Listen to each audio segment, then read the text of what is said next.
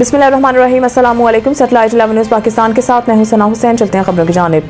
Colour Syedan तहसील reporter Abdul Aziz Pasha हमें update कर रहे हैं। Chief traffic officer Rawalpindi Binish Fatima साहिबा की खुसूसी हिदायत पर city traffic police Kallar Syedan ने ट्रैफिक कवानीन की खिलाफ वर्जियों के खिलाफ सख्त एक्शन का आगाज किया है। City traffic police Kallar Syedan के CEO DSP सजाद हुसैन कुरैशी की निगरानी में इंस्पेक्टर्स राजा आमिर रहमान, राजा अफजाल रहमान जंजुआ और दीगर वार्डन जैसे नासिर सईद, बिलाल अशरफ, ड्यूटी ऑफिसर राजा हारून निसार और मोहम्मद जहीर राशिद कियानी की टीम ने ट्रैफिक कवानीन की खिलाफ वर्जी करने वालों के खिलाफ भरपूर कार्रवाई की। इस सिलसिले में कलर सईदा से राजा बाजार रावलपिंडी चलने वाली AC बसों के खिलाफ खसूसी तौर पर एक सख्त मुहिम चलाई गई। इन बसों के खिलाफ कार्रवाई करते हुए इंस्पेक्टर्स ने ओवरलोडिंग के खिलाफ सख्त इकदाम उठाए और इन्हें भारी जुर्माने आयद किए। इस मौके पर DSP सजाद हुसैन कुरैशी ने AC बसों के ड्राइवरों और कंडक्टरों को वाज़िह हिदायत जारी की है कि वो अपने रवैये में बेहतरी लाएं, मुसाफिरों के साथ खुश इखलाकी के साथ पेश आएं और ओवरलोडिंग से इज्तनाब करें।